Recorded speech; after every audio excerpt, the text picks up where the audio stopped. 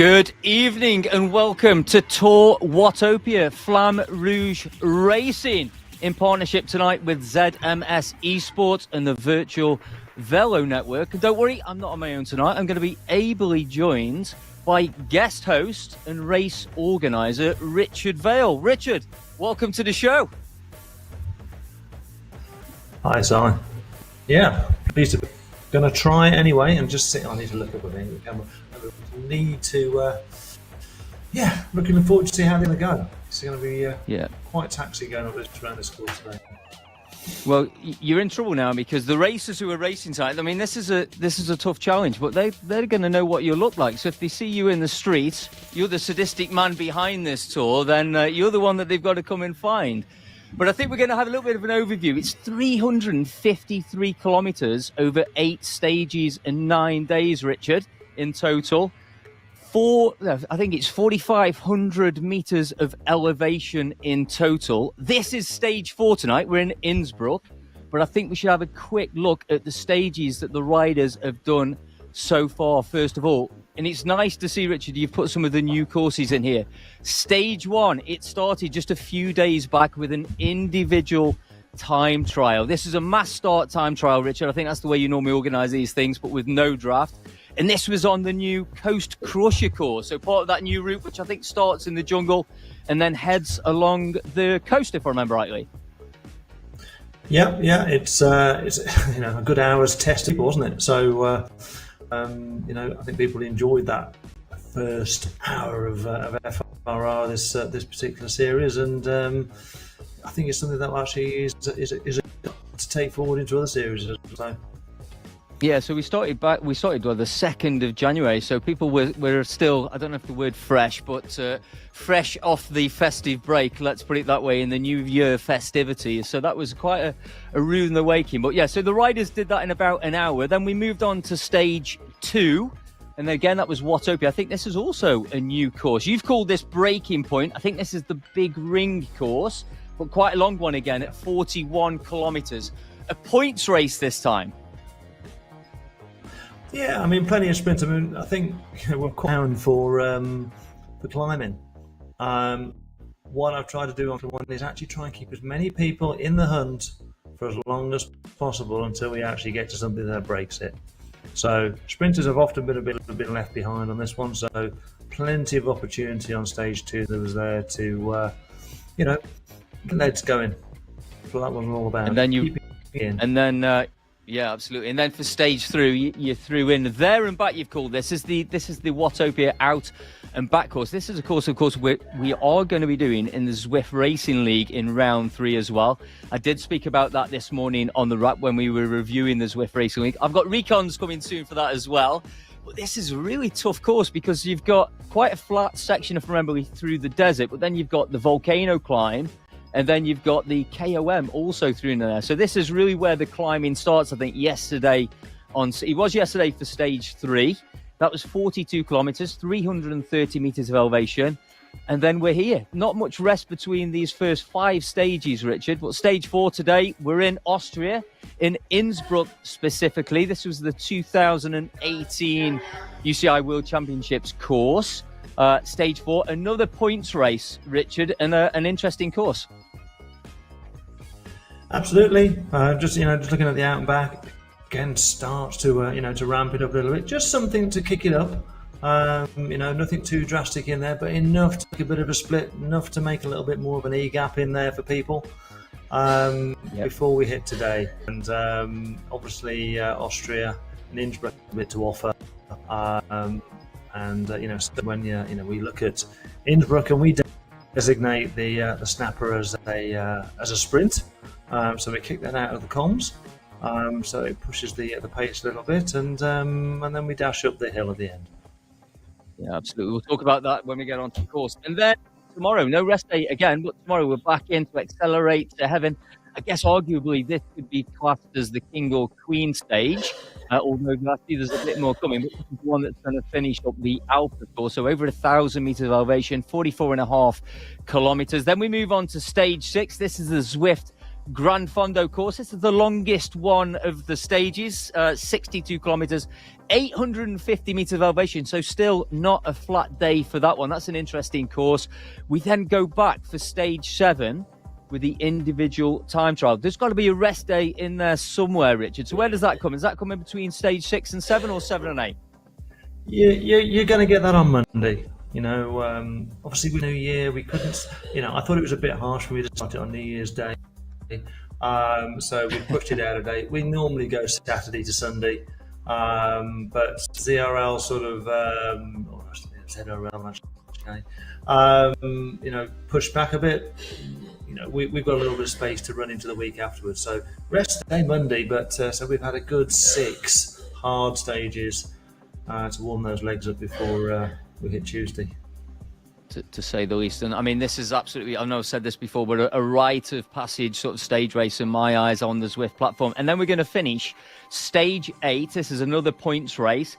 This is I'm trying to remember the name of this course now. I've got it written down, Shorelines and Summits. And this one is the one that finishes up on the notorious radio tower there with that really pitchy final kilometre or so up to the radio tower there. So this is the point, I guess, where if you're chasing those points for one of those general classifications, whether it be the general classification, the climbers jersey, the sprinters jersey, we'll go into that in a second, but this is the final opportunity, I guess, to either extend or close some gaps, and what a course and what a climb to do that on.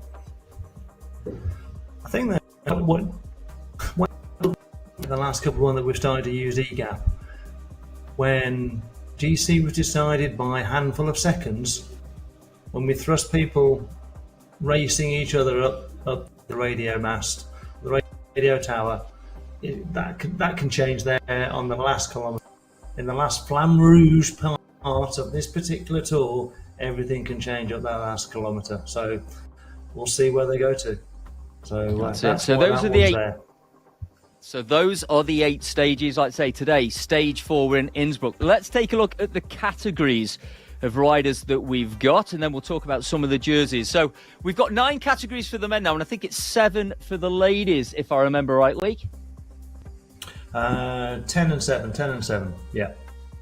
10 and 7. Never been a strong point, my maths. But those are the categories all named after peppers. And I'm guessing, I don't know my peppers very well, or chilies, but the higher you get, the hotter they get. So the racing is going to be spicy all the way through, but it gets even spicier as we work towards the top there. So you can see the split of categories. We're hopefully going to be covering all of those categories throughout today's show. If you want to get involved in the chat, by the way, why not visit the Facebook or the YouTube chat section? Drop your comments in there. Don't forget to share the stream and share the racing. If you've been racing or you are racing, again, maybe you want to review this later on. Let's talk about the jerseys available while we're on this stage, because what we're looking at here is the overall GC leaders at this stage for each category. So I'll have a look at those.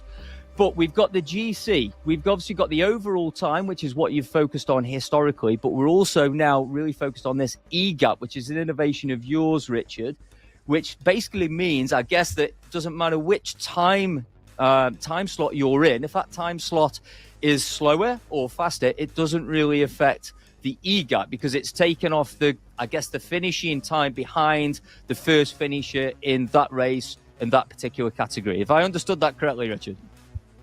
Yeah, pretty much there, Simon. It takes away all of the angst of being in the fastest, biggest race to get your fastest time. Just mark us in your race of your type, and either beat them to get 0 EGAP, or if you're 3 seconds behind, your EGAP will be 3 seconds. So and we have a page on our website called the Race Day where you can select what's going on live on Zwift Power, and you can see who is Ghost or Hab in your race to say, right, there they are, the 3 seconds in front of me, 10 is in front of me, or I've got a 50-second lead. So, yeah, it's there to help. Yeah, absolutely. So this is the current EGAP times following stage 3 for each category, as you can see. And what you can see there on the right-hand side in terms of the time gap is that's their lead at the moment over the second rider in their specific category. So again, we've got men's and ladies up on screen currently. So some really small time gaps. If we look at the men's side, just 1 seconds separating first and second in the Dragon Chilies. 1 minute 22 in the Capsaicin Chili, I want to say, right at the top of the list there. And then again, just seconds. There's very few minutes there. The most we've got there with the Rhino, Christopher Lane, leading by 2 minutes. But once we start to get into the climbing sections, certainly when we get to the Alp, then those gaps are going to come down. Just very quickly, let's talk about the jerseys. And so we've got the GC, we've got the E-Gap, of course, we've got the Polka Dot Mountains classification. I know that the Flamme Rouge Racing ranked the different climbs with different multipliers on the points there as well.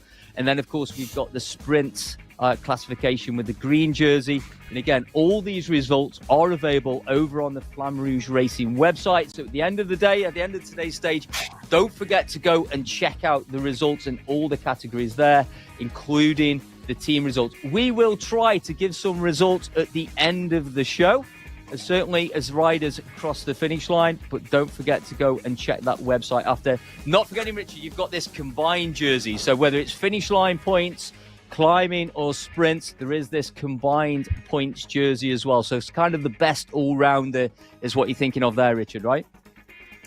Yeah, absolutely. So you might not win the sprinter, you might not win the climber, you may not win all the things, but you may do very well as a combined racer. So it's there to give everybody as much engagement across 8 stages as we possibly can. And that's just one of the reasons why we always use fastest through segments rather than first across.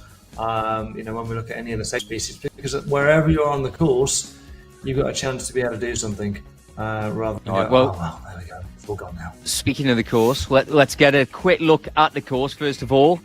We're going to get with the riders pretty soon, but stage 4, as I said, this is the Innsbruck Ring after party. So we've got 3 laps of the Innsbruck Ring, taking in the leg snapper and then the sprint before we take on the Innsbruck KOM, and we'll talk about that in a little bit more detail. Let's take a look at the segments in a little bit more detail. So first of all, we do have the infamous leg snapper, 400 meters kick up this cobbled section of road here before you take that right-hand turn at the top. 6.9% average gradient. This really does drain the legs. And again, there are points on the line here as well. So I expect this is going to be contested. It's going to be really interesting to see what the riders do. So once we've gone over the top, we take the right turn and we head towards the sprint. So let's take a quick look at the sprint segment. And this is it, a 300-meter sprint, a little descent before you head into this sprint. So if you're lucky, you do get a bit of respite there before you head towards this sprint. And again, it's slightly descending as you head into this.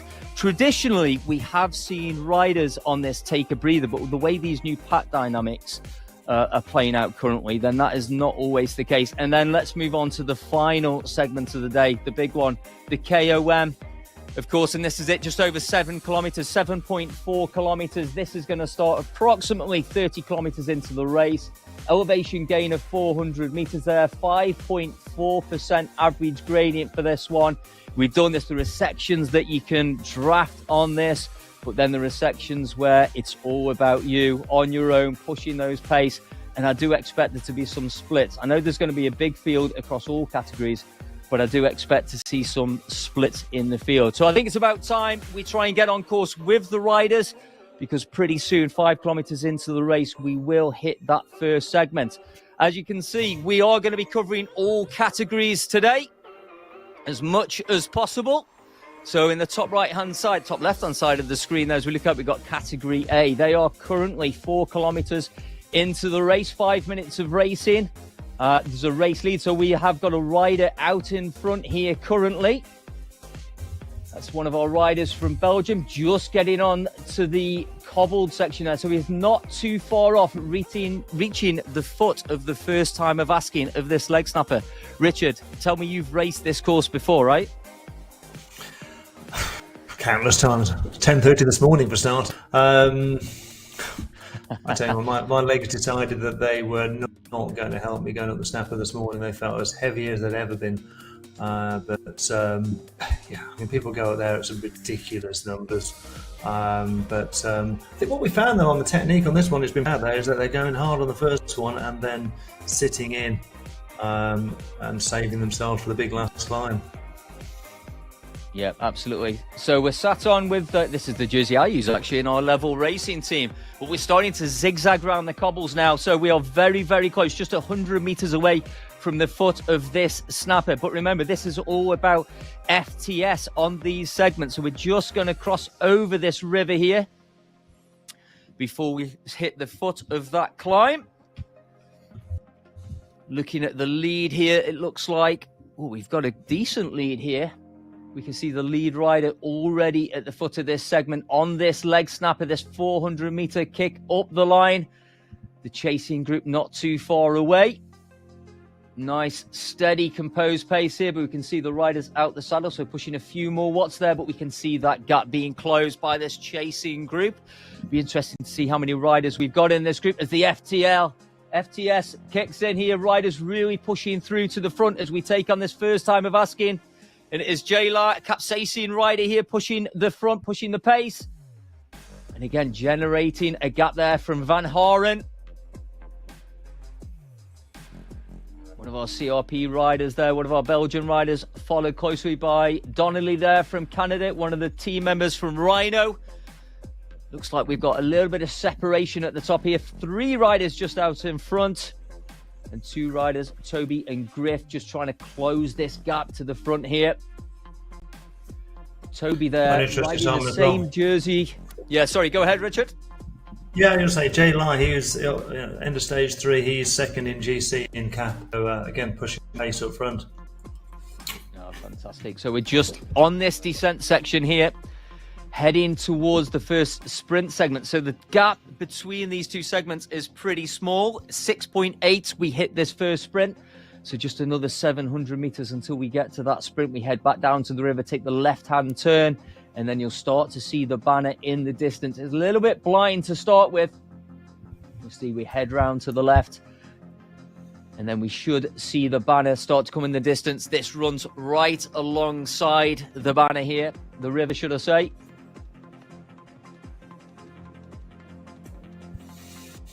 Again, I think the technique has won today for the teams there, Simon, to do the first kicker, catch up, take a rest, and then do this sprint on the second one. Give themselves plenty of time to recover. Not okay, need any time to recover, do they? No, absolutely. So it's all about FTS on that first sprint, or that first, yeah, it's a sprint come climb, I think, the snapper, but this is the first sprint.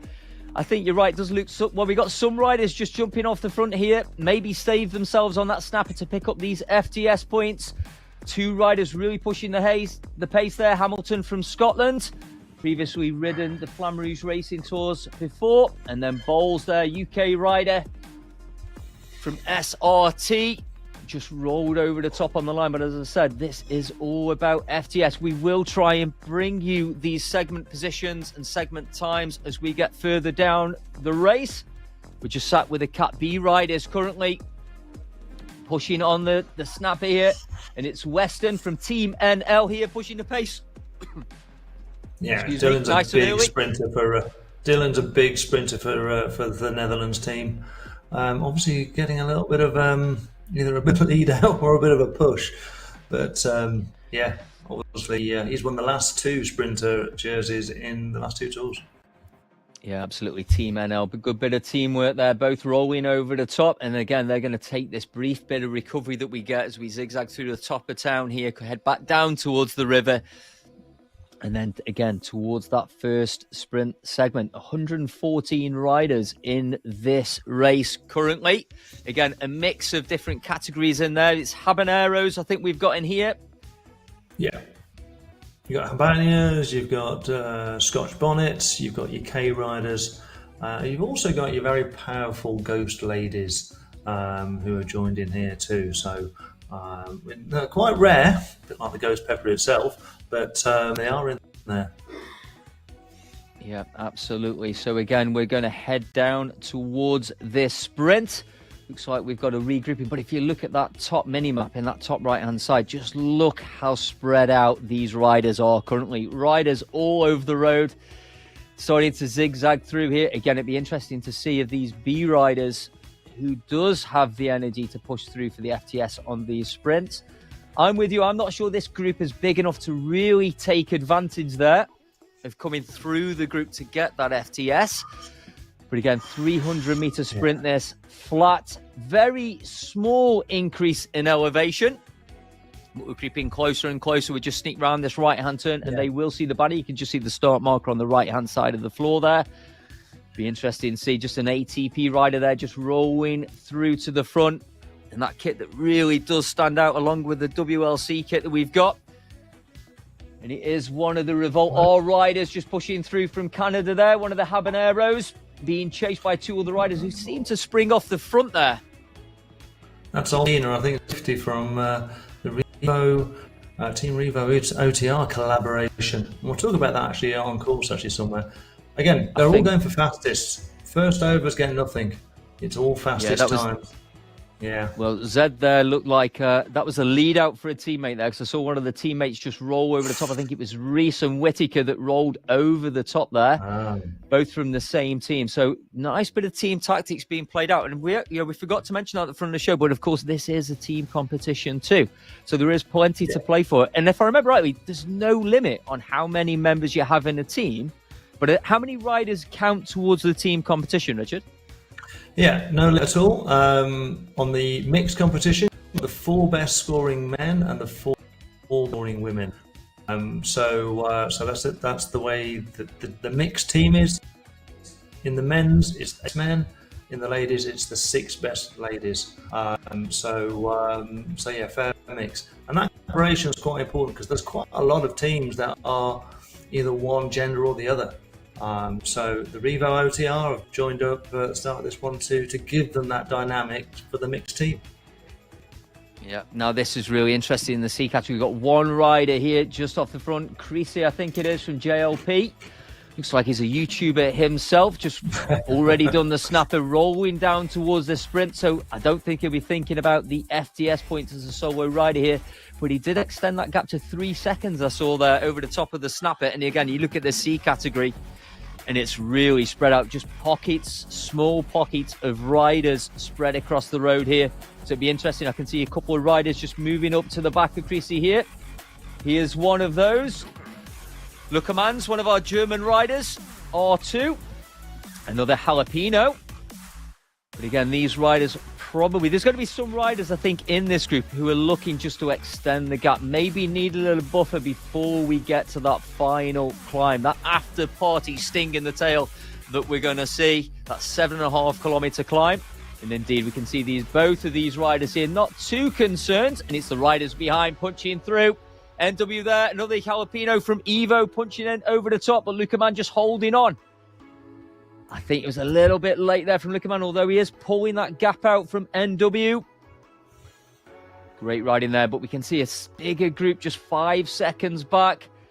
No doubt they will also be pushing that for the FTS points through there. Just want to say a quick hello to people in chat. Lisa, good to see you over on the YouTube chat. Lisa, I know, is Lisa Crazy Pants, that is. Normally takes part in the Flamme Rouge racing, so I'm going to make an assumption that she has rode earlier today. Look at these faces. This is what we want to see. We're very lucky to be invited into the homes and the training game caves, I'm going to say, Richard, of some of our riders. And we've got a really collective, I'm guessing the YouTuber is the one with the green screen on the top left-hand corner there. Looks like one of the UK London riders. Also see one of our Belgian riders centre screen there as well.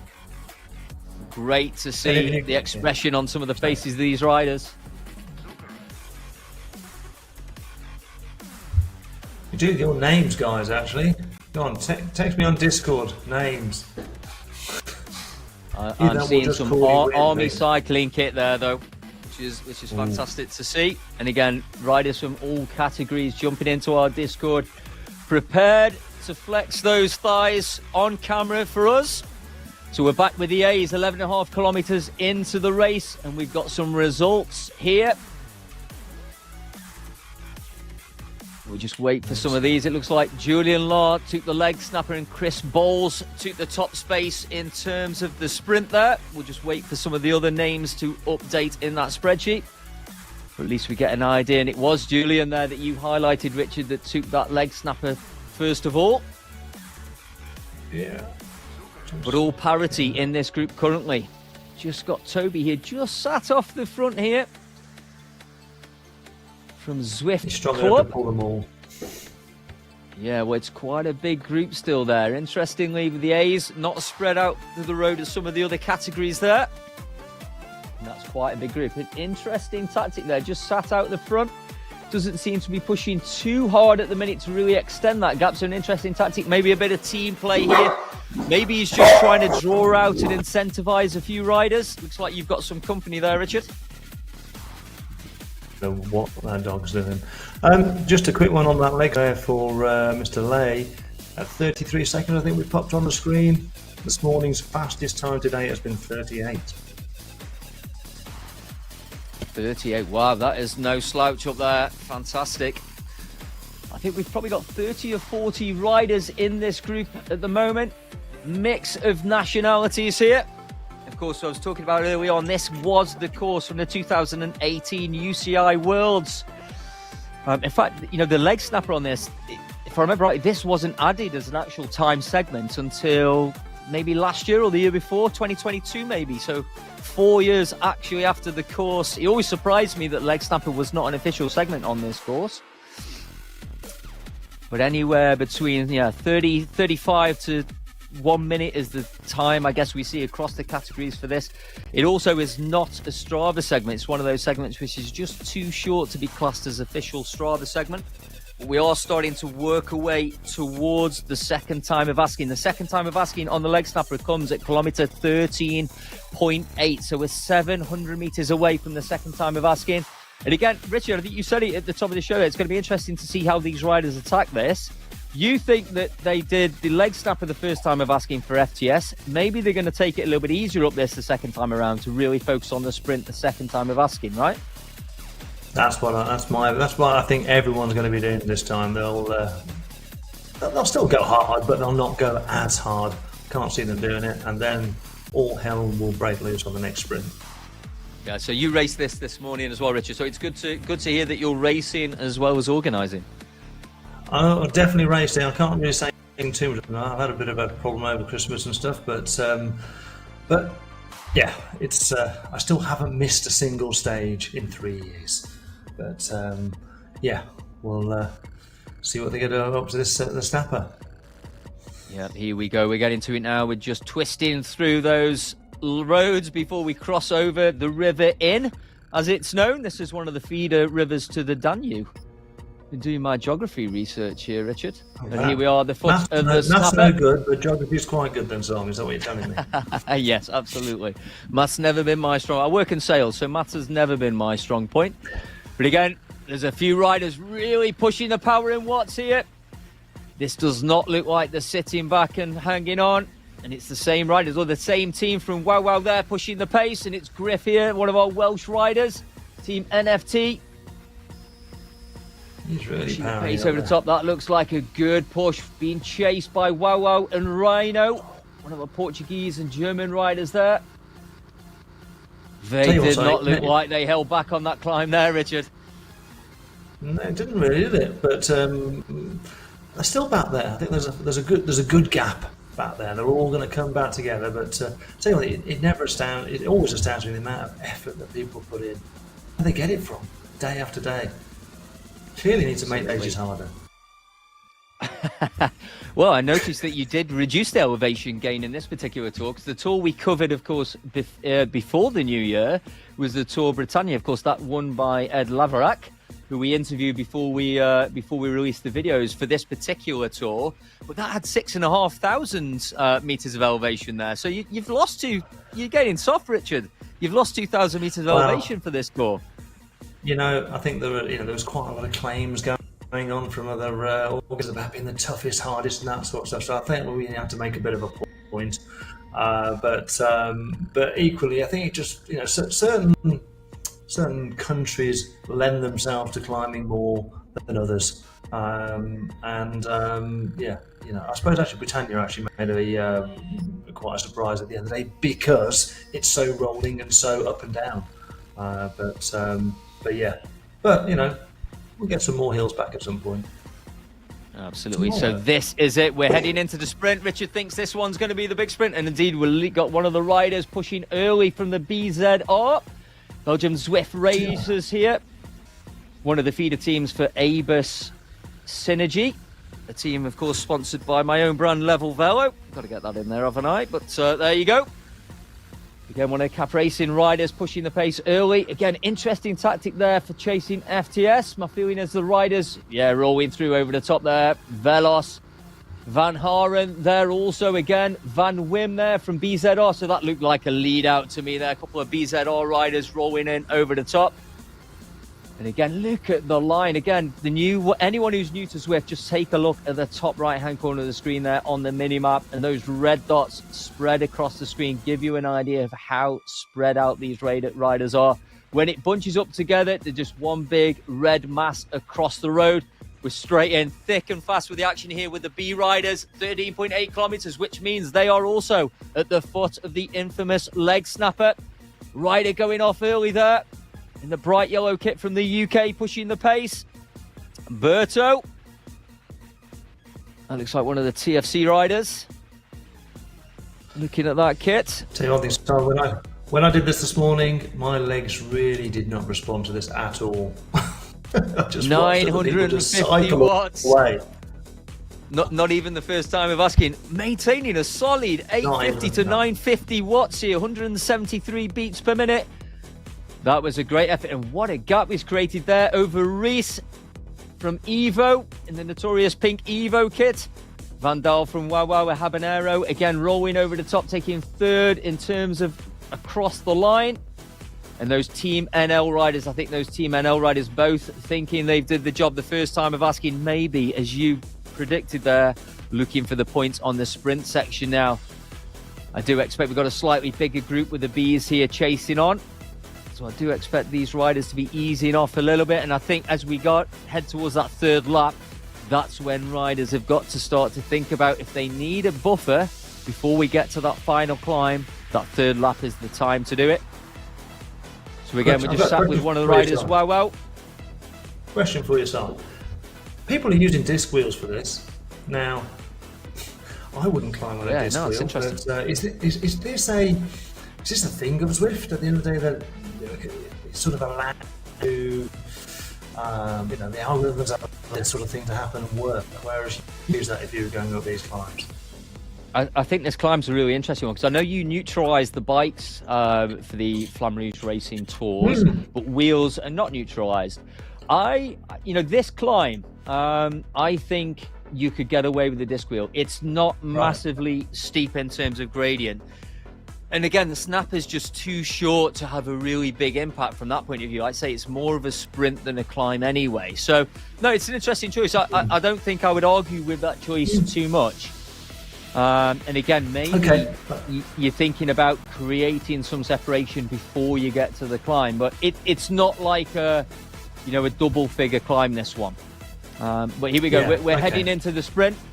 And we can see Parky there from Dirt rolling over the top. Closely followed over. Yeah, we can see there's a little bit of a gap. We look on the left-hand side of the screen there of a couple of riders chasing on, and here they come. This is the group rolling over the top. That's the way to do it. And again, Parky's definitely on lead out and support today as well, Simon. So he's also sporting the very, very exclusive FRR jersey, of course. Which there's less than 200 people who own it. Yeah, well, we need to discuss making a real-life FRR jersey as well, because if I was riding 8 stages over this time, then I think I would proudly wear that jersey. But we're going to cross back over the river here, and then we've got quite a flat section as we head towards what is the start-finish banner of the Innsbruck Ring, typically. And then right on cue, we're back in with the Sea Riders. And it's Vachon here, the Sea Riders, 13.8 kilometers into the race from Optimum. Look at it, it's got quite a little bit of it, does it? No, it's just off the front of the group here again, so maybe tried something a little bit early. And we have seen that recently. I know I watched the Echelon Racing League that also did this course a couple of weeks back, both with the community and the elites. And again, with the new pack dynamics, you can make moves on the flatter sections, and I think there's some opportunities there if you're chasing FAL to do that. And we've seen this course utilised in ZRL in the past, and people have held back with the old dynamics of doing that. But here we go. It's Creasy once again, the YouTuber. Hopefully that's the man with the green screen we saw on there, pushing the pace for the second time of asking. This is a really interesting tactic, because I'm pretty sure we saw Creasy the first time of asking. Now, educate me on this, Richard. Can you pick up, like you can in ZRL, can you pick up multiple FTS points within Flamme Rouge Racing Tour? So could you take first, second and third points in the FTS? No. That's the easy answer for that one. you get Brilliant. 3 bites of the same cherry. Is probably the easy one on that, Simon. So yeah, we don't often do multiple laps of a course, but obviously we're also sort of, limited to the courses that Zwift have got there. Although I'm not saying it's not limited, because there are quite a few of them. But no, it's just one set of points for every single segment, and it's just your fastest time. Awesome stuff. So here we are. We've got the results there. Thank you very much to the production team, ZMS Esports, sharing this information. We've got the leg snapper from lap 1 and 2. And again, it was that Julian Lyles. We highlighted Tim Van Haren, Sean Donnelly, Dan Panel, Lee Griffiths, Tobias Hinmet. I'm sorry, I'm always terrible with I'm bad at numbers and I'm bad at names. Christoph there sitting in second. Christoph Fliebus. Killian Van in 8th. Gary Hamilton, I could do that one, in 9th. And Mark Tong there in 10th. The sprints, Chris Bowles, Gary Hamilton, David Kowalski, Cole Norris, Lee Griffey, Sean Donnelly, Ronnie Strobig, EL, that's very secretive there, in 8th. Alexandra Doyon in 9th. And Jean, maybe? Brugelmans sitting in 10th position there. That was the first lap. And we've got also the finishing positions in terms of the second time of asking. But I don't think those are FTS. Those are probably first across the lines at this point. But here we are again, sat with the A's. The next time we get to the snapper is going to be at 22.6. So we've got 2 kilometers for the A's.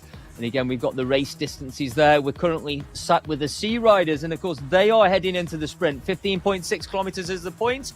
And this is where they're at now. And Creasy just holding his gap. There's some separation here, Richard. Just look at the gaps that we've got. That looks like a single rider, maybe 2 riders just behind Creasy there. Be great to have a look at what's happening behind. There we go. Look at that. Great action there. So Lookerman just sitting on 3rd, chasing these front 2 riders from R2. Seconds there that Creasy's got. Yeah, absolutely. And again, really small groups already on this course. So this is going to be interesting. It's going to be interesting. We need to make notes of these names, because when we get to that climb, will these same riders be at the front of the group once we finish that final 7.5 kilometer climb that finishes this race? Remember, we've got just over 1 lap to go of the Innsbruck ring. So one more time up the snapper. One more time, one more opportunity to chase that FTS through the sprint before we head to that final climb. And that's where we're going to finish, on the top of that climb. And again, this was used in the 2018 UCI Worlds. Richard, do you know who won that year? Can you remember? I know you're a roadie like me. No. I'll put you in a spot now, haven't he? Alejandro Valverde was the man who took victory in 2018. That was his first World Championships victory. But I think, if I remember rightly, he'd medalled in World Champs maybe on 3-4 occasions before that. So that was the first time he topped the podium. You've ridden this one? Yeah, I've ridden with Valverde. So that was his hometown is out in Murcia in southern Spain. So we sort of been out to the Manga space, and he rides all the time around there with his brother. So he comes out to play, and the whole of Spain in that area comes out to play. So yeah, I think I've got a picture of me somewhere with Valverde. So but yeah, there we go. Well, I think you should share that on the social media pages after this event. And we're back in the Pain Caves, or the Gain Caves, as my colleague Christopher Schwenker from the Zmunike would say. I always used to say Pain Caves, and then he corrected me. He corrects me all the time, actually. The Gain Cave there. Talking about the Zmunike. Yeah, go ahead. I'd say just Go ahead, another last Richard. team out there. The leading lady out on course is Miss Bergen. Like I see about 3.5-4 seconds down in the B group. Is that Holly? That is Miss Holly Bergen, yeah, and you've got Holly Jess Bergen. Wickett from Revo OTR again, not far behind, so they're all in the same little space. And here we go again. We're back on the leg snapper here again. 22.6 is where it started. Almost 23 kilometers. 22.9 is where we'll finish this leg snapper here. They are still tanking this climb, but this is maybe the last chance, as I said, to create that separation before we head to that final climb. The final climb is going to start at kilometer 29.7. Big bunch rolling over the top here, so I don't think that was as fierce as the first 2 laps. Maybe we'll be corrected when we look at the times, but a couple of riders just rolling over the top there, just easing off the pressure. We can see a couple of legs just easing back, slowing down a little bit. We look at the watts per kilogram on the right-hand side of the screen, and indeed, Sen there doing 0 watts per kilogram. Declan, again, one of our Belgian riders, 2.6. Watt Fabric rider, 0, so just taking the chill here. And I guess that's what we're going to see immediately after this sprint. It'd be interesting to see if we do see any riders pushing over the top there. Again, you've got this little kicker and drop right, and then you've got this little second bit of the descent, which just gives you that little bit of recovery and actually increases the rolling speed. So it's really interesting, this. If you time this right and you get that lead out right with these riders on this little descent, have that continuation through the sort of flatter section alongside the river in there, then you could really accelerate through the group here. But again, maybe the FTS on this one are done and dusted. I think there's about 30 riders in this group currently. We're just sat on with Dobson at the moment from Wahoo Le Col. Dobson, a name that we all recognise. They're all pretty tightly packed in here as well for that particular category. And going got this last hill is a category 4, so a few more points available for people who are actually interested in any of those climbing jerseys. Absolutely. So we'll talk about that climbing multiplier a little bit further. And it's Brueggemans once again from BZR. Is this a lead out, but still pushing 8-9 watts per kilo here at 24.5 kilometers into the race? But we can see a few other riders closing that gap now from Velos. Siebert, one of the GHT riders. But again, just held that lead. That rider's still really pushing the power there. We saw a lot of red numbers on the right-hand side of that screen there. A lot of German and Belgian action in that group. And again, are we going to see any moves, or are this team going to stay Gruppo Compacto here, or these riders stay Gruppo Compacto? This is going to be a really interesting race, and as we highlighted at the top of the show, some of those time gaps really small. And again, I'm just looking at some of the results from earlier today. Again, I'm just seeing time gaps 4 seconds, 23 seconds, 19 seconds in these categories. So still into the 4th stage, real tightly packed. And again, remember, it doesn't matter if this particular group is faster or slower than the group before. You've just got to try and keep your time of that first rider to cross the finish line at an absolute minimum, because that E-gap is what's in play as the main driver in terms of results. Of course, there is an overall time general classification. We have those other jerseys in play, as we see a lot in the Grand Tours. But the E-gap is the focus. We're back in with the B riders. We're about to take on the final time of asking for the leg snapper here again. I think this group size is about the same. We're also looking about 30 riders. We can see quite a split on that mini map between probably a slightly bigger group, which looked like about 400 meters behind. But again, back over the river we switch, and we're starting to see the B riders close the gap on some of the back markers from some of the red A category riders there as well. But of course, because you've got split categories, I guess the gap between the category, the lower reds, if you like, the A's, and what we're seeing in terms of this B category is going to be quite small, which makes for great racing, Richard, I have to say. And it's Team NL again. Van Zoren here pushing the pace. Multiple Team NL riders here with a bit of teamwork. Not looking as ferocious as I say that. Look at that rider punch through there. think that was one of the big ring riders there, pushing the pace and firing off the front. Hey HDR, recognise that kit. So looking at the actual times as well on the race live side of things, they're all very tightly packed in that B group. Very few that have been dropped off the back.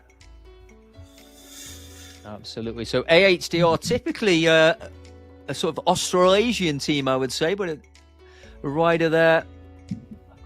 It looked like an American flag, but then I've got a slightly blurry screen, so I may be wrong with that. I apologise if I'm wrong on that one. Well, what you've got there, Simon, you've got a collaboration again, HDR and Tune Bike Works. So again, they've combined. There's a bit of a New Zealand collaboration going on there. So NSBro, AHDR, Tune Bike Works, Aero have joined together to give themselves a bigger team chance. Yeah, that's good. And I know also you sort of do a team dating service as a better way of putting it, I guess, as well. If someone's struggling for a team or wants to ride, you can also help with that. And I think you've got that over on the Flamme Rouge Racing website as well. I can see a few comments in the chat there, which is fantastic. Nathan, I hope I answered your question in terms of the E-gap again. So thank you for asking. But again, that is the gap between the front rider of your particular group. So if I finish 3 seconds behind the first rider across the line at the top of this climb, that is my E-gap essentially. And again, if race that went earlier on, the gap to the second rider was 4 seconds, that would be their E-gap. But again, check out Flamme Rouge Racing website for that. Don't forget, you can watch over on Facebook or YouTube. Thanks for your comments. Dion from Optimum here from A, like to go long. Okay, so we're seeing some predictions in the chat. What a great idea. If you've got some predictions, you've got a rider that you're watching and would like to shout, then give them a shout and chat. We'll try and give them a shout. Maybe the community can help us put some names to the faces that we've got in the Discord channel with a video there as well. Yeah, come on, show us the names. There's a real mix of team. James WLC pushing the pace here in the B category. Wahoo Lakolji James. And it's that Berto rider again who went off the front earlier on the leg snapper on the previous lap. Another habanero using a draft of James there to roll him on the line. I think I saw, again, 14 watts a kilo at one point there for the third lap. That is crazy stuff there. 179 beats per minute. 0 watts at the minute then. I don't blame them after that hectic sprint. That was quite an intense sprint there. And we've got around about 4 kilometres. Sorry, Richard, we've got about 4 kilometres, 5 kilometres almost before we hit the foot of that climb. Yeah, I think we're all trying to go for a bit of an upgrade, really saying, okay, look how fast I can sprint. I'm not happy. There we go. Yeah. Well, it's that time of season where we start to see a couple upgrades. of questions as well out here. Yeah, exactly. Well, we don't do, one of the things that we don't do now, which is going down quite well, is that we don't do mid-tour upgrades. Once you're in, you're in. If you start blowing your cash, you're going to get a time penalty. So upgrades mid-tour, basically the next one, next class. So don't go beyond your tour, your classes, otherwise you get a bit of a time penalty. Yeah, it's good to know. I know you do as much as you can to make it fair racing. So here we are, sat with the A riders once again. Go ahead, Richard. Sorry. Yeah, a couple of questions out there that I'm on the Discord side of things. Do I ever sleep?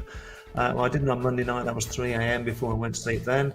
But I do sleep actually. Once we get past the first couple of days and it all calms down and people remember passwords and that sort of stuff, then it starts to just flow really. And the only thing we really have to keep on top of is Swift, perhaps just crashing on the lines and those sort of things. But there's plenty of it's been spun. So if I do miss the occasional message or then there we go. There's lots going on. Yeah, absolutely. So here we are with the C category riders again, and it's Luckerman just in time as I see one of the comments coming in saying, where is the C action? It's here. We're doing our best across all categories, but this Innsbruck ring is action-packed all the way around, and it's Luckerman just dropping one of his fellow companion riders from the C category here as well. So from R2, these riders look like they've got quite a gap here. We're looking at 1 minute 12 over those chasing riders here already. So 2 riders pushing the pace. Luckerman and Creasy. Creasy We have seen very active. These two riders, I think, Richard, need to get together and work through this section. Forget about this sprint now. Let's just increase that E-gap time with the riders. So, Luca, man, Chrissy, if you're listening, get together, work together.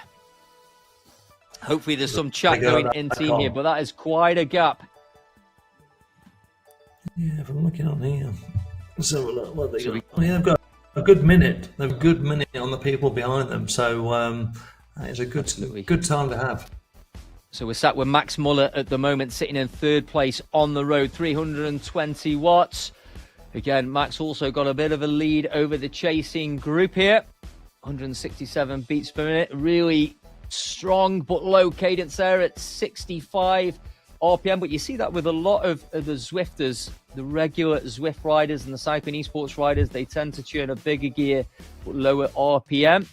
I race a lot on the road, so I try and not do that too much, but inevitably this time in the season when I've been indoors a lot, that inevitably happens. Fantastic comment in chat over on YouTube here. Not Tadej Pogacar says, thank you very much, Richard, for putting on an amazing series. He loves the courses and well played, and you're welcome in terms of the coverage as well. But yeah, a lot of people loving your work, Richard, in terms of the organisation and your course selection. I have to say, you know, I did the analysis of the Zwift Racing League round 3 this morning over on the Wrap, and there was no new courses utilised in the Zwift Racing League for the final round, which I think is a shame. You've got 3 or 4 thrown in here, so you have really taken advantage of what's going to happen. And you can look across all 4 categories here. Sorry, Richard, I'm going to come back to you in a second because we've got all 4 categories on the screen here. We've got category A, 30.5 kilometres. So they are absolutely into this foothills of this climb now, 27 kilometers an hour, just starting to get strung out. They've got a little bit of a lead group, in fact, with the A riders on the right-hand side of the screen. B riders in the bottom left, again, made up of multiple categories, and then the C on the right-hand side of the screen there. Still in Innsbruck currently, as are the B riders, but the B riders just 2 kilometers away from that climb, and that is still quite a big group. So it's really the C category, the riders that have making the racing so far. The A riders, of course, are going to start to get strung out naturally as they're on this climb, but the C riders, those 2 riders in particular, really pushing the pace.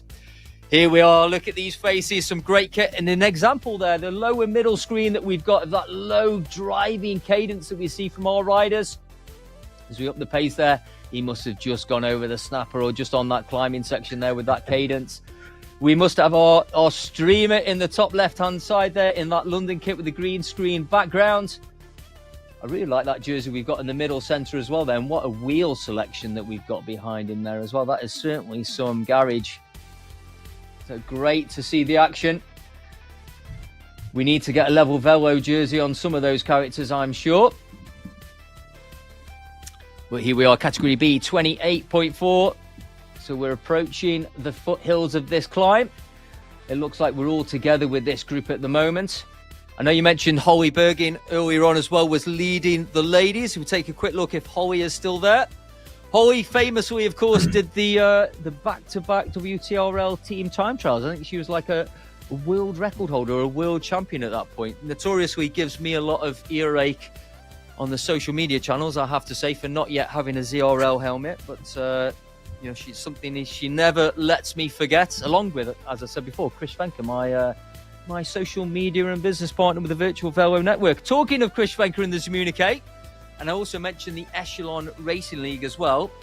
Chris has just put an article out there on one of the new faces on the block of the elite riders, Elise Gallegos, which is one of my teammates, but also races at the elite level for Wahoo Le Col. So if you want to know a bit more about one of the new outstanding athletes that we're seeing on the ladies' elite side, then go and check out that article there.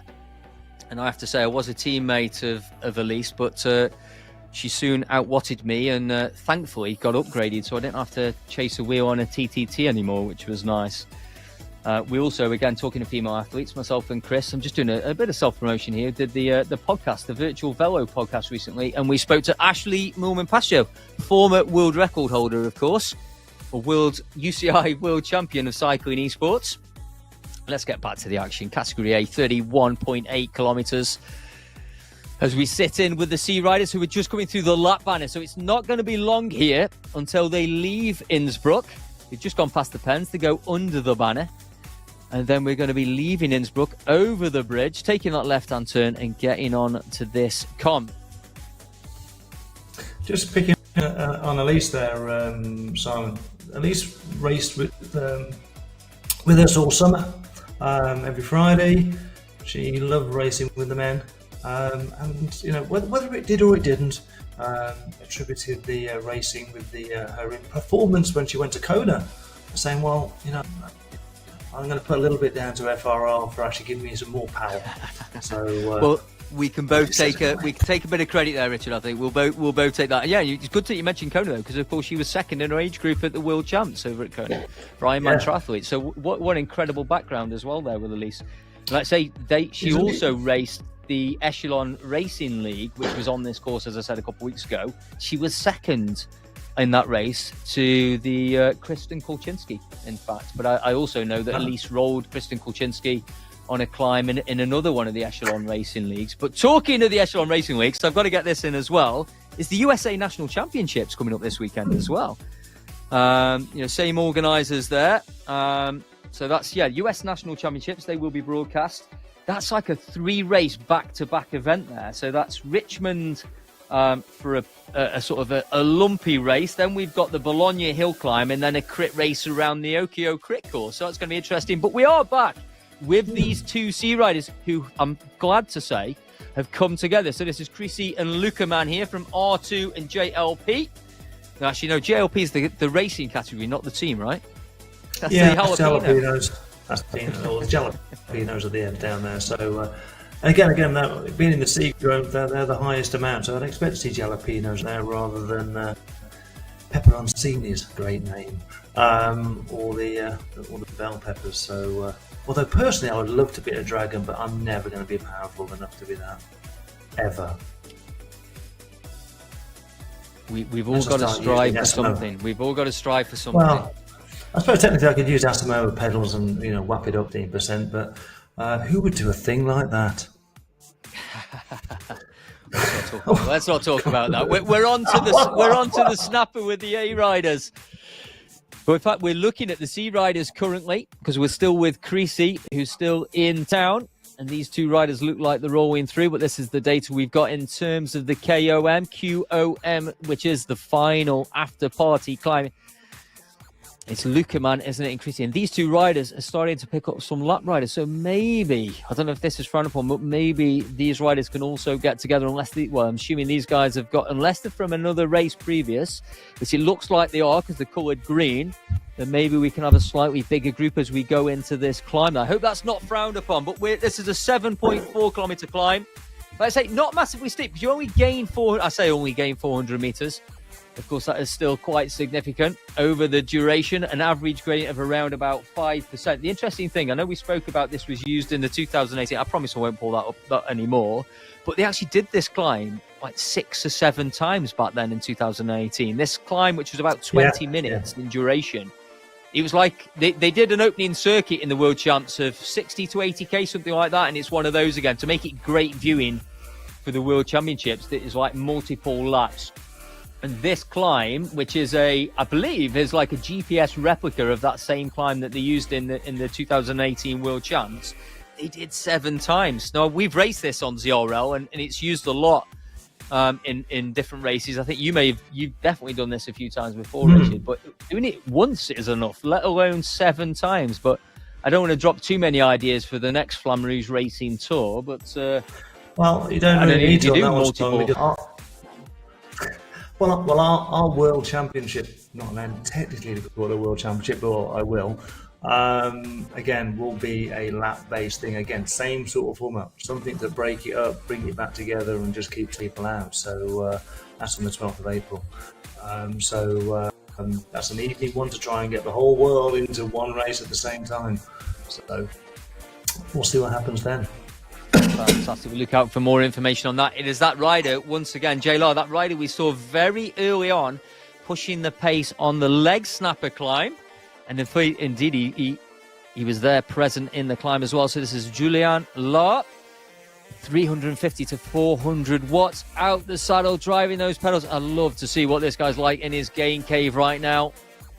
Churning away at those virtual gears, pushing this power and creating quite a gap here. I'm not quite sure what the time gap is at this point, but if you look at that mini map on the bottom left-hand side of the screen, there are riders absolutely everywhere at this point. So this is the chase group, 14 seconds behind JLR at this point of the race. And I can tell you, we're looking probably just over an hour's racing on this particular course. So a good 10 to 15 minutes of climbing left to go on this particular climb. Like I say, I did check the times.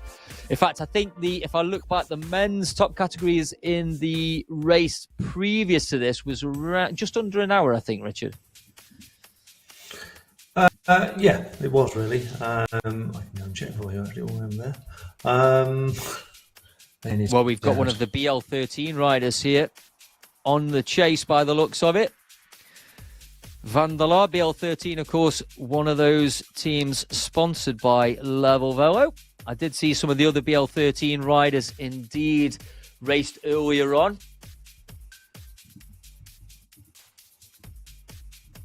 So I think we've got Matt Spooner from BL13 raced earlier today. His E-gap is currently 4 seconds. I think I've seen Andy Nichols somewhere. Andy Nichols, I know is racing the Flamme Rouge, but I've not seen him down racing today. Hopefully he's there because I think he was in the top 10 in terms of the GC so far. But Andy Nichols, of course, one of the Great Britain riders in the UCI Cycling World Championships that took place back in March last year. I was up there in Scotland with your co-organiser, none less, Richard. I was up there with Lee Wild, who's joined you as a co-organiser. Yeah, Mr. Wild. As I said, we've got on board together here, and we're hoping to make this thing bigger and better. 2024, I think, is going to be a big year in doing lots of new things. Social media is fantastic. Everything else that we can bring together, combine our brains. Let's make this thing even better. I think there's lots of excitement there to do. It's been a bit stalled because of Christmas, but ultimately, I would like to say, this tour has been the biggest one that, I thought in the day we'd blow the website up. So at one point, I might actually have to put restrictions on who can enter. Yeah, absolutely. I think last year you had over 3,000 riders registered the last update I saw. 3,864. Wow. They don't all turn up, don't get me wrong, Simon. But that's an awful lot of people that have bothered to come our way to come and say tick a box. So plans do change. Just a quick shout out actually before you get back into that race out there.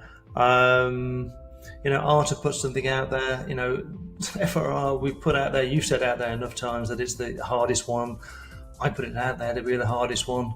And yet we've still got people in their 70s out there hitting these roads and all 8 stages, hopefully. So a little shout out to a lady called Jackie Birch.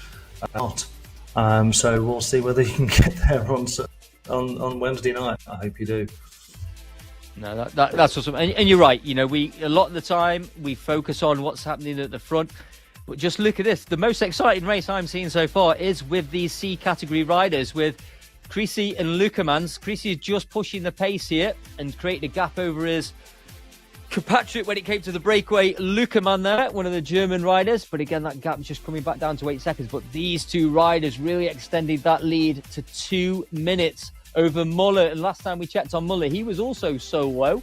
But it looks like he's been pulled back by Sweeney and his compatriots behind. Big shout out also to Heather Downey in the chat. Big supporter of the Revo ladies. Charging up the mountain soon, she tells me. So great. Don't forget, join in the chat, join in the conversation. This is all about the community. That's what we love to see, getting involved. And the Flamme Rouge racing community is a fantastic one. As Richard just said, with over 3,800 registered riders. And I think that's another important thing, though. You don't have to go and ride 8 stages. I think I have told this story before, but the first time I rode the Flamme Rouge racing was, It was the very first one you did around WATOPIA. I know I spoke to Ed Lavery when we discussed it, but it was the one that also finished on the Alps somewhere. And I think in the end, I did the opening time trial. I did 2 stages in between. Then I turned up for the final stage. But yeah, you don't have to turn up and do all stages. Come and do what you can. Get involved with the experience. Like I say, I do view the Flamme Rouge as one of the toughest and hardest, but the most... it is the most challenging, but there is something there for everyone. Whether you're a climber, a sprinter, you just want to tick off 4 or 5 stages to build on for the next time of asking, then it is a rite of passage to tick off the book, wear that jersey. I've done the Flamme Rouge Racing Tours.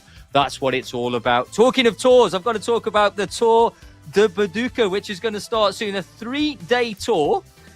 Day 1, though, it's got 3 stages I had back to back, and I know ZMS Esports will be doing the coverage for that tour, a ladies only tour, part of the Warrior Series there. So don't forget to go and check out ZMS Esports on Facebook to cover that, which is going to start on the 12th of January.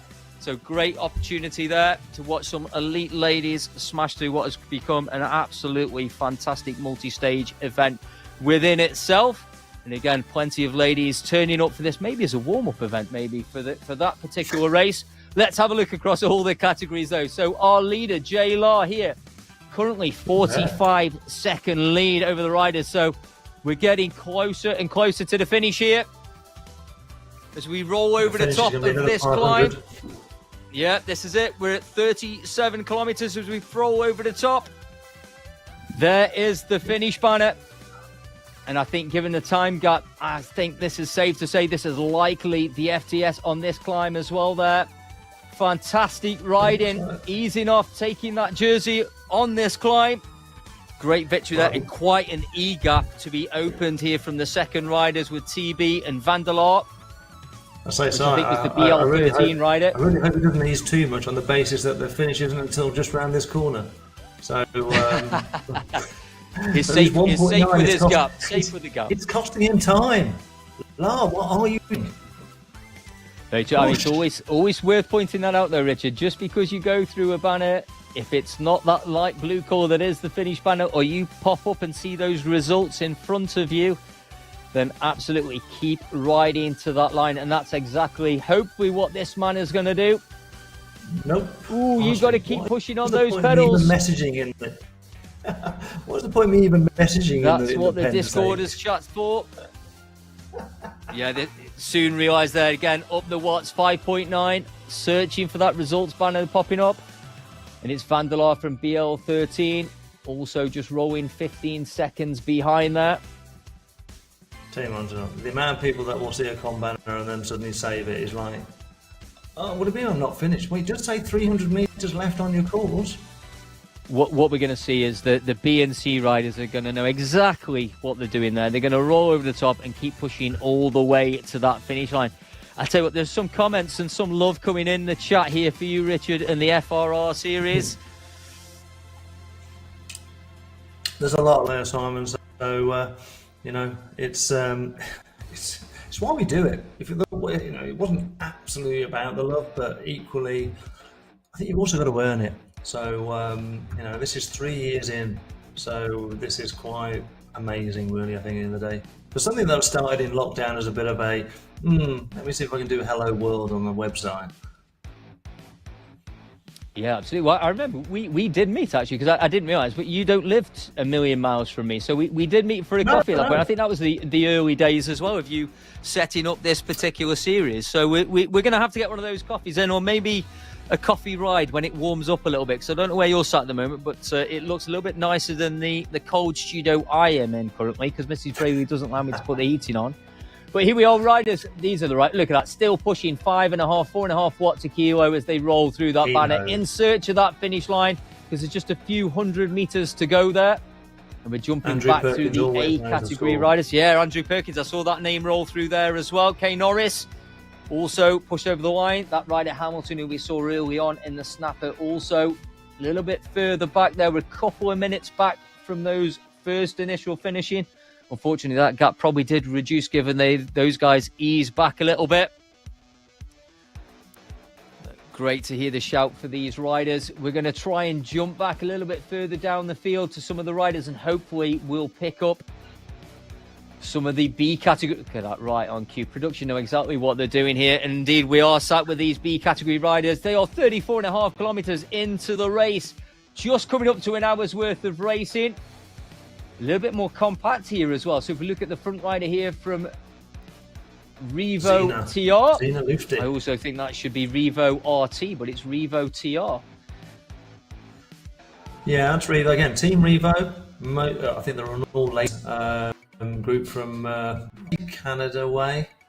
I'm sure Gail will correct me, but OTR definitely Canada way under Colonel Brown, Mr. Brown, who's now retired. Well done, Mr. Brown. Tuggers, I tell you, Tuggers have been great supporters since day one. They are the ones who got most excited first. Portuguese, they are very funny in what they do. Yeah, two guys obviously been around the Portuguese team on the platform for quite some time. Portugal and the Algarve has become my training camp actually for the last 6 years. Travelling over there and staying in a little place called Alt and riding up to Monchique. And there's a couple of one of my friends from Team Synergy also has got a place out there. Yet to invite me actually, but we'll have to get that fixed. But this is where it's at. We've got a few riders just off the front there pushing the pace, but only a handful of seconds, maybe 10 seconds on this particular gradient, 35 kilometers. So we're just coming up to 2.5 kilometers to go for these B riders. And it's Vandala here, a habanero rider from Belgium. Hopefully that's a teammate sitting next to it. But you're right, plenty of disc wheels here. I am seeing some zip wheels just in front.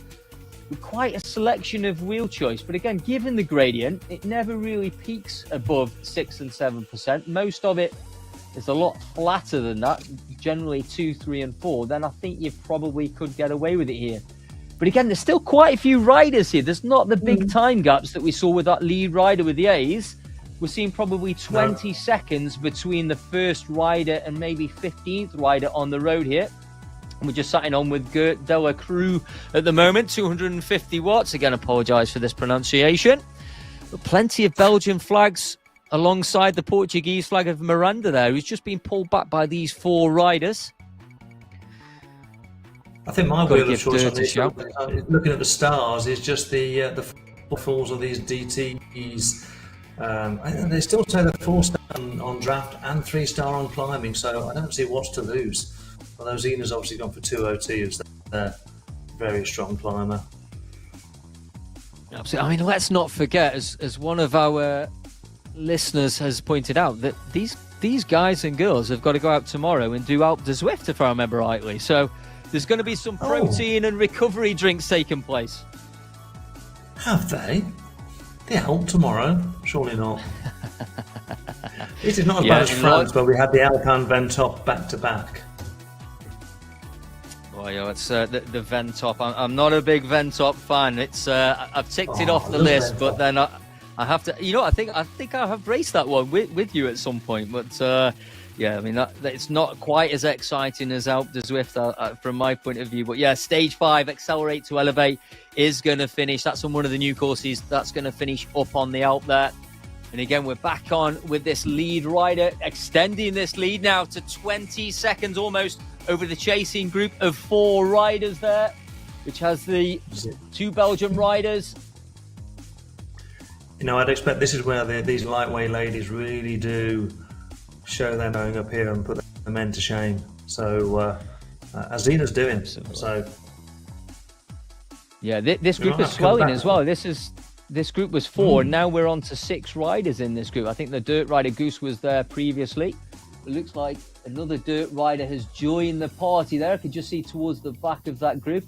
Probably, I think that's a Mert rider rather than a dirt rider. One of the Mums Inside riding trainers. Obviously, Dirt, one of the biggest and longest serving community teams out there. Plenty of teams. Is there a Mert option? Should be, obviously. I mean, I'm in some of the Discord. I'm sure I've seen a Mert channel there somewhere. But you can't just have dads indoors riding trainers. My wife would say you've got to have mums indoors riding trainers too. In this day and age, we can only have whatever it should be. Rich, don't tell me you like Ventop. I do like Ventop. I love Ventop. Did I say that out loud? I'm not sure I said that out loud, did I? maybe the end of the show, just tune in. I've got an announcement at the end of the show. We won't do what we're doing here, just on that we're doing next year, or this year. We're in Well, next I'll tell you what announcement we can make now, Richard, is that we are going to be back for some live coverage of that final stage, Stage 8, which is going to finish, of course, on top of the radio tower. So we're not quite sure yet which time zone I think we're going to do. It will be either the 6 p.m. or the 7:30 p.m. in the evening. But again, if you want to get yourself in the Gain Cave Discord video feed, then make sure you look out for those Facebook notifications to get yourself in that group. We'd love to see your Gain Caves and those pain faces as you're climbing up that radio tower climb. I mean, there's a lot of flat riding before you get to that final climb. But here we are with these sea riders. Let's have a look. Where are we with these two riders? Creasy and Luckerman, right? If I remember rightly. Yeah, so Creasy has continued to extend that group. We did see him start to move away when we were in downtown Innsbruck. We are now 34 kilometers into this race, so a good 4 kilometers to go. My maths is getting better, Richard, and Luckerman is behind by about 40 seconds currently. But that gap back to Muller has not really changed too much. That was about 2 minutes 15 seconds at the last time, Jake. It's gone out slightly, 2 minutes 23 seconds. We can see that Luckerman, just up in the wattage there, was pushing the pace to 4 watts a kilo before just easing back. But Creasy, a constant 2.6 watts a kilo. Nice and smooth, nice and consistent with the RPMs. But we're on with that third place rider at the moment, the Jalapeno rider. All three of these riders in the same category. In fact, probably the top 10 riders that we're seeing on screen there on the right-hand side, all from the same category, but an absolute mix of nations. We're back on with Zena, who is approaching the finish line in this B group. Zena rolling over the top, extending that gap to Miranda there. Pushing the pace. You're hoping that she continues to push the pace beyond this banner, Richard. I can sense it. Yeah, I also noticed the lady Vincent there in the Jalapenos. They're leading in the Jalapenos. I think that second group is marking each other 50 seconds or 3 minutes down, because they don't have to chase if their person isn't up front. So let somebody else chase. Is she still pushing?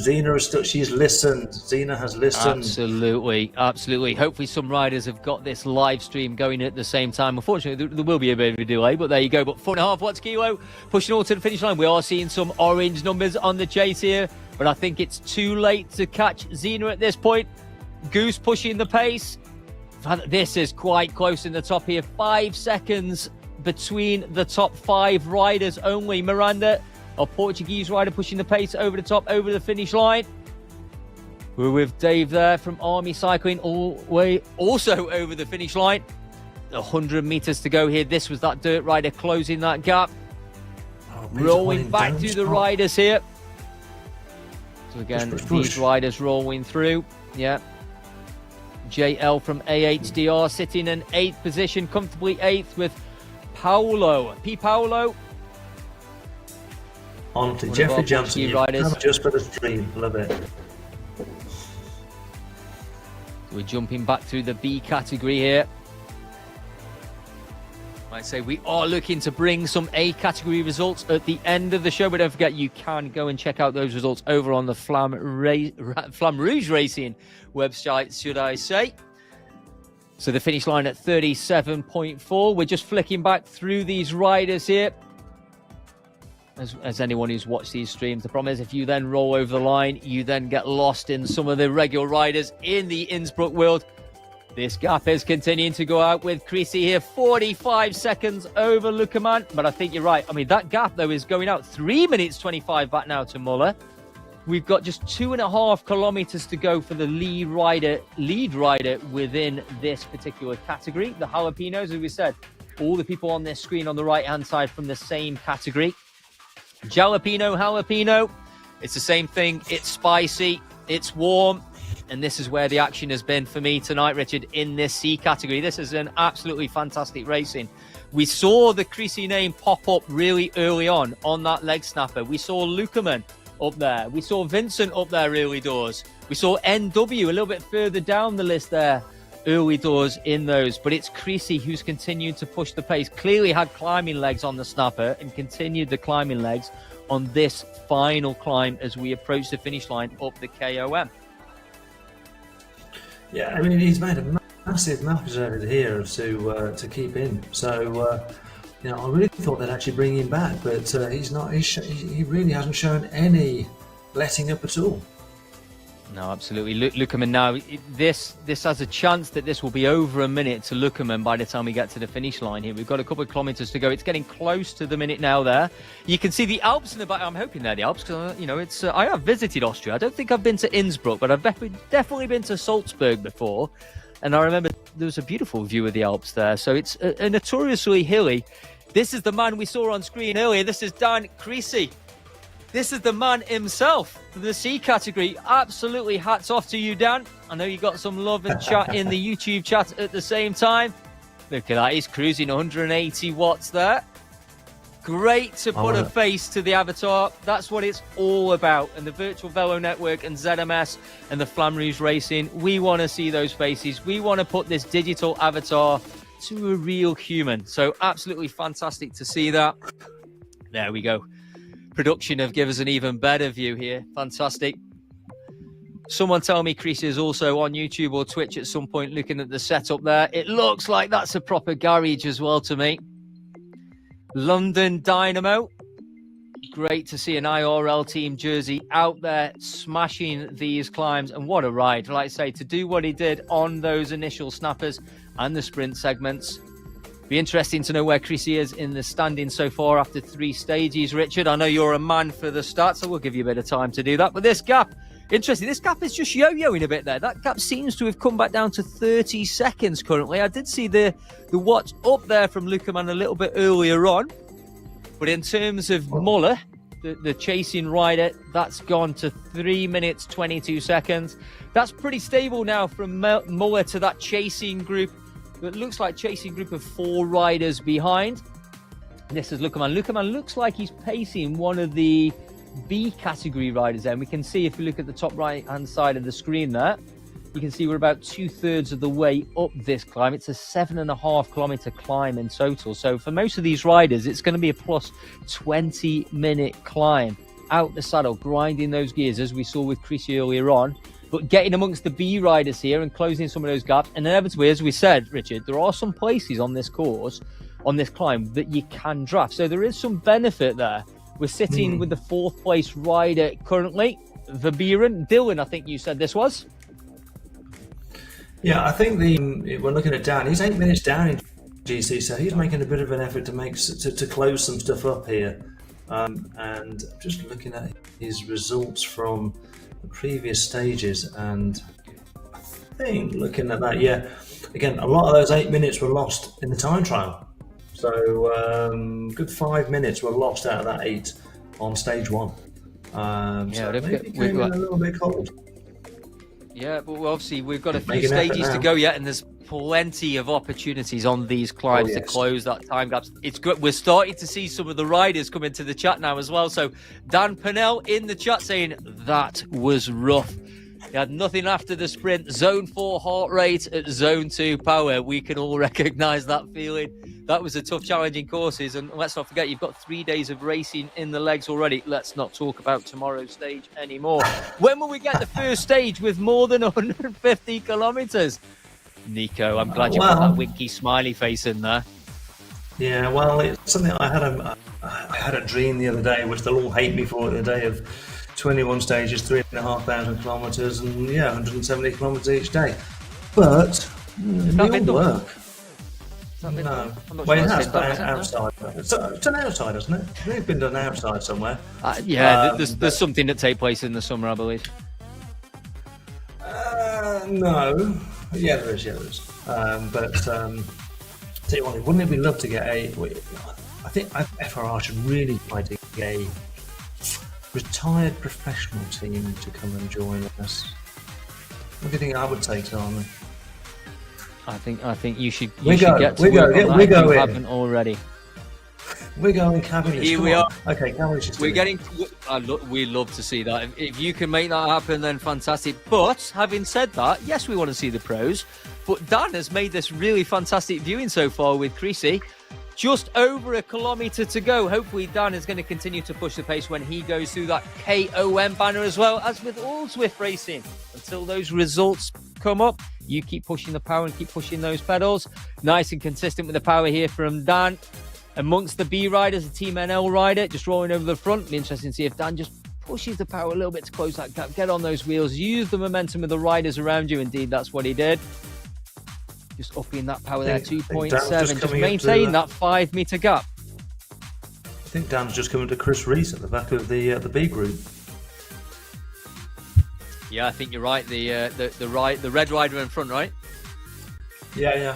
The Evo, who have won so many of our team competitions so far, from their total engagement down to the leadership, I think, there of Julia Brooks down in London. But yeah, Dan's just eased off. Is that Lukeman just pushed ahead?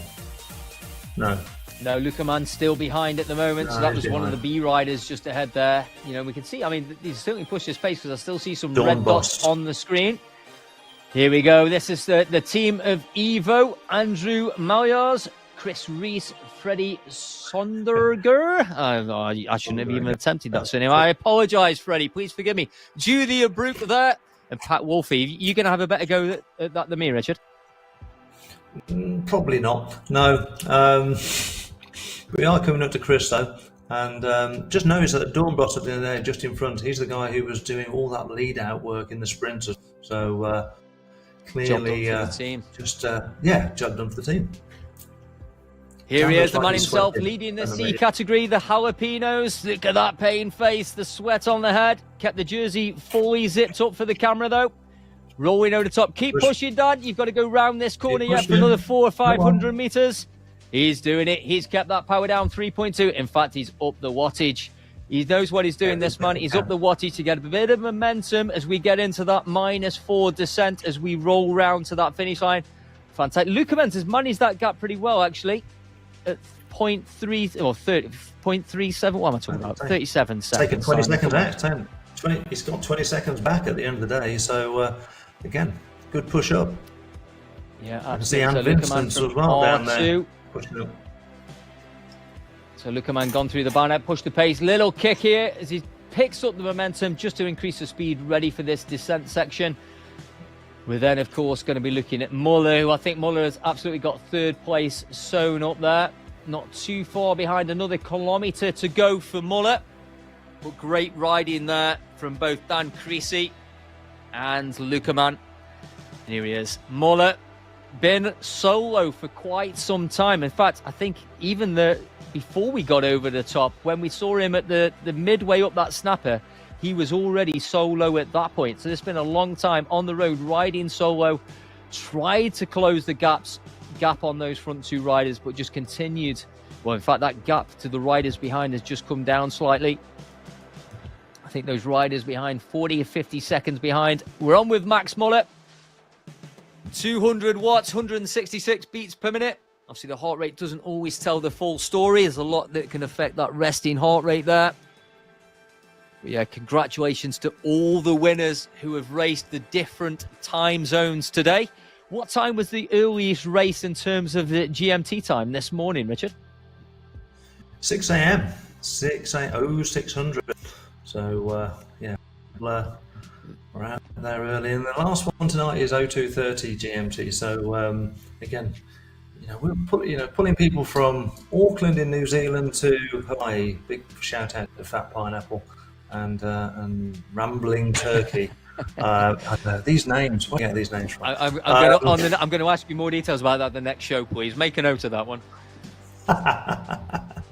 US mayors, I think they just like that sort of idea. I think, but yeah, it's. Hats off to all these riders. We're going to get close to looking at some of these results pretty soon. But of course, don't forget, as I've said before, we are going to be back for Stage 8. Max Muller just coming up to the top here, going to take third place. 45 seconds ahead of that chasing rider that we just saw, Davey there. One of our Belgian riders. We got a quick glimpse of him. Just 300 metres behind Muller.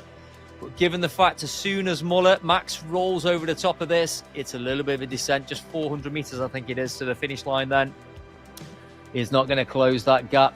But again, it's still pretty tight. If you look at the riders behind, 42 seconds, 56 seconds. So less than 15 seconds back between 4th, 5th, or 5th, 6th, and 7th there. A little bit more of a gap to the Optimum rider who we saw early doors.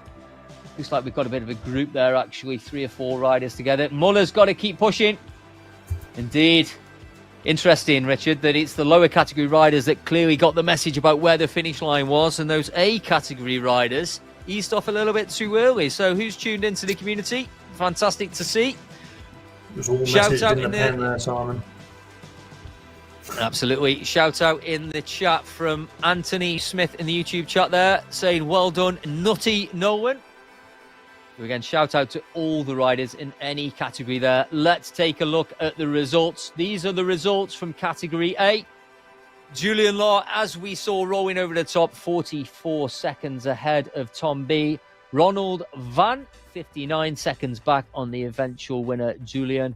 Some great average watts that we're seeing here, considering we're on stage 4 and we're so many hours into this race. Lee Griffiths there, 1 minute 25 seconds over the top or behind that leader. Travis Samuel from Wahoo there, sitting in 5th. Bill Dobson, 2 minutes and 3 seconds behind. But of course, all these results will translate into the E-Gap. And if you want to see those E-Gap results, head over to Flamme Rouge Racing. Sean Donnelly from Rhino, 2 minutes 8 seconds. Did I miss Andrew Perkins, OTR, 2 minutes and 7 seconds, sitting in 7th. Christoph Flavus there, 2 minutes and 10 seconds back. David Kowalski, we saw him earlier on in those shorter segments pushing the pace. He also pushed in 10th overall. Richard, some fantastic racing across all categories there. Fantastic to see. Yeah, absolutely. I mean, the power that the A group puts out across top riders to the to GHTs, it's incredible. But as you saw, the C group, the B group, and I think we are very much about everybody. There's so much focus at the top. I don't think there's enough focus in the rest of the groups. So I think that's ultimately where one of our things that we really try and get everybody involved. Everybody. I don't care if you take 20 hours longer than anybody else. You're still going to get as much airtime potentially. Yeah, absolutely. Well, Richard, look, thank you from me and the community for putting on such a fantastic series. I hope you're going to come back and join us for that final stage, and your legs hold up through the next couple of stages as well. I want to say a big thank you to Damon at ZMS Esports as well for an absolutely fantastic production show. Thank you to the community, for getting involved in the Discord video, in the chat on Facebook and on YouTube social media. Don't forget, tomorrow, stage 5. You can follow the results day by day over on Flamme Rouge Racing. But don't forget to come and join us for the final stage, stage 8 in WATOPIA. Just before I go, Richard, earlier on, you said you got some news that you wanted to share with the community. Yeah, I think, we always want to do more. I think at the end of the day, I've partnered up with, CFC, our charity, and that stuff, and the WTRL do great stuff with their and those sort of things out there, and okay, we're a little bit different in what we try and offer. So I think what we're looking to do on May the 27th, which is a Monday, bank holiday Monday, that's the day after the Ride London that people are doing for various other things. We're going to do a 24-hour day on Ventol. It's a team-based thing. It's going to be a team-based thing. You can do 1, you can do 10, you can stay on it all day if you want to do, but that's our charity day. We're going to look to try and raise as much money as we can between CFC, between maybe 2 others out there have been mentioned to us, and big day on a hill. Now, I know people choose the Alp and that sort of stuff. Ours in FRR is Ventop, and what you also get out there is that you get 3, you get 6. You're going to win our jersey. So if you can do 3, so it's very exclusive. Less than 200 people have got it now. That's our big thing. I think this year is going to be a big charity day on the 27th of May. It's a Monday, we'll put some more news and information about as we go. But diary point. Sure, you can do at least one event on that day, Simon. I will put it in the diary now. And as it's for CFC, which for those who don't know is Cycle is Fighting Cancer, it's a charity I know pretty well. Actually, a couple of friends of mine have been involved in that charity for some time. Great charity, great work they do. So absolutely. And again, you can find more information on that event over on the social media channels. Richard, thank you for joining me. Been absolutely awesome. Don't forget to go and find those results. Thank you to everyone in the community for joining us on ZMS Esports for the Flamme Rouge Tour WATOPIA. This has been myself and Richard, and we'll see you again soon for another ZMS production. Thanks, Simon.